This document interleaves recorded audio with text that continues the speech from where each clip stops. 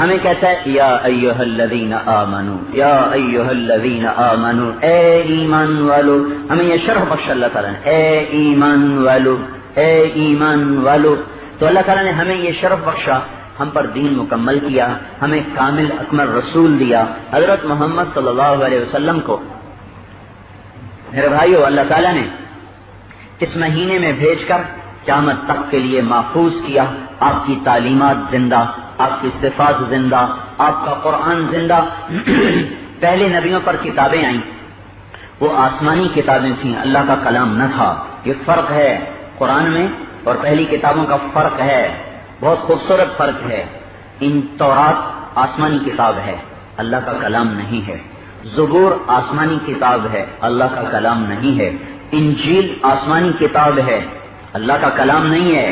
صحیفے 150 چھوٹے پمفلٹ کتابیں، چھوٹی کتابیں، وہ آسمان کی کتابیں ہیں، وہ اللہ کا کلام نہیں ہیں. تورات آسمانی کتاب ہے، اللہ کا کلام نہیں ہے. زبور آسمانی کتاب ہے، اللہ کا کلام نہیں ہے. انجیل آسمانی کتاب ہے، اللہ کا کلام نہیں ہے.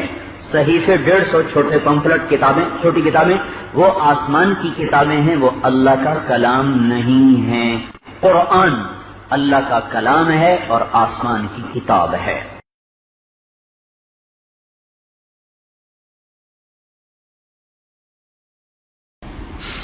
السلام علیکم ورحمۃ اللہ وبرکاتہ. معزز سامعین، آپ حضرات کے علم میں ہوگا کہ کچھ عرصے پہلے ہم نے ایک کلپ بنائی تھی جس میں تفاسیر اور عقائد کی کتابوں کی روشنی میں یہ ثابت کیا کہ قرآن بھی اللہ کا کلام ہے، تورات، زبور اور انجیل یہ بھی اللہ کے کلام ہے.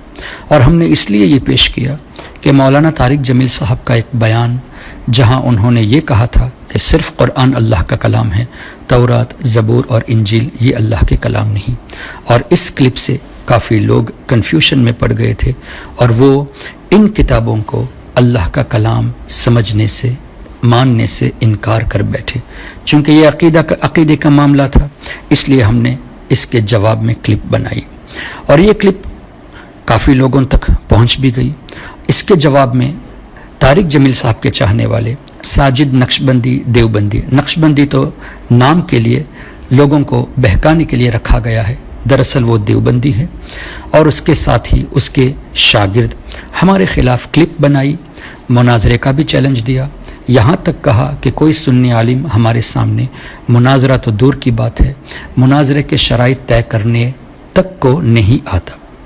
ان کو چاہیے یہ تھا کہ طارق جمیل صاحب کی غلطی کا اعتراف کرتے، ان کو سمجھاتے اور نئی کلپ ریلیز کر دیتے کہ ہم سے غلطی ہو گئی.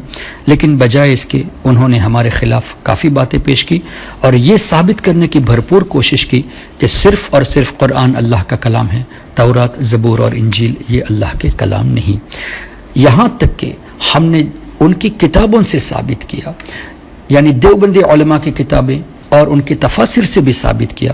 اور ہم نے یہ کہا کہ آپ مناظرے کا چیلنج کرتے ہیں، آپ خالی ویڈیو کلپ کے ذریعے چیلنج مت کیجیے.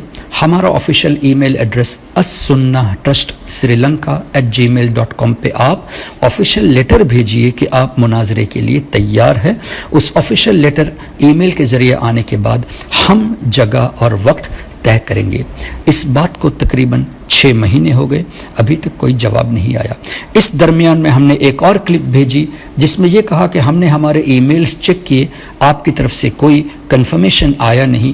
اگر بھیج دیا ہے تو برائے کرم دوبارہ سینڈ کر دیجئے، نہیں بھیجا ہے تو دوبارہ، یا نہیں بھیجا ہے تو آپ ضرور بھیجئے تاکہ مناظرہ طے ہو جائے. ابھی تک اس کا کوئی جواب نہیں آیا. اس سے صاف پتہ چلتا ہے کہ خالی یہ لوگ باتیں کرتے ہیں، نہ بات کرنے کی ہمت ہے، نہ سامنے آنے کی ہمت ہے. اور یہ بھی یہ جانتے ہوں گے کہ یہ غلطی پر ہے، قرآن اور حدیث کے خلاف ان لوگوں نے باتیں پیش کی، اپنے بزرگوں کے خلاف بھی انہوں نے باتیں پیش کی، صرف اور صرف مولانا طارق جمیل صاحب کے دفاع میں، ان کو ڈیفینڈ کرنے کے لیے. اسلام یہ ذاتیات کو سپورٹ کرنے کو نہیں کہتا. کسی بھی شخص سے کوئی غلط بات صادر ہو جائے، وہ چاہے اپنا کتنا ہی قریبی ہو، چاہیے یہ کہ غلطی کو غلطی ہی مانا جائے. خیر، اب اس درمیان کسی صاحب نے دارالعلوم کراچی کا جو مشہور دارالعلوم ہے بنوریا ٹاؤن، وہاں سوال پیش کیا اور اس کا جواب بھی آ چکا ہے، جس میں واضح طور سے یہ لکھا ہے کہ تورات، زبور اور انجیل یہ اللہ کے کلام ہیں، اور عقائد نصفیہ کا حوالہ اور شرح فقہ اکبر کا حوالہ بھی دیا ہے۔ اب ہم ساجد نقشبندی دیوبندی سے یہ مطالبہ کرنا چاہتے ہیں کہ کیا اب بھی آپ کے شاگرد اور مولانا طارق جمیل صاحب اپنی بات سے رجوع کرنا پسند کریں گے، یا اسی اپنی ضد میں آپ اڑے رہیں گے؟ اور اگر آپ اپنی ضد میں اڑے رہیں تو میں نے آپ کے بزرگوں کے نام بھی لیے کہ ان کے بارے میں آپ کا کیا فتویٰ ہوگا، جنہوں نے تورات، زبور اور انجیل کو اللہ کا کلام مانا۔ اور اب ہمارا سوال یہ ہے کہ اس دارالعلوم بنوریا کے بارے میں، وہاں کے مفتیان کرام کے بارے میں جو آپ ہی کے ہیں، ان کے بارے میں آپ کا کیا فتویٰ ہے؟ اب یہ بات بڑھتی جائے گی، اس سے بہتر یہ ہے ہماری بات مان لیجئے، سچے دل سے توبہ کر کے اہل السنت والجماعت میں آ جائیے، اسی میں نجات ہے۔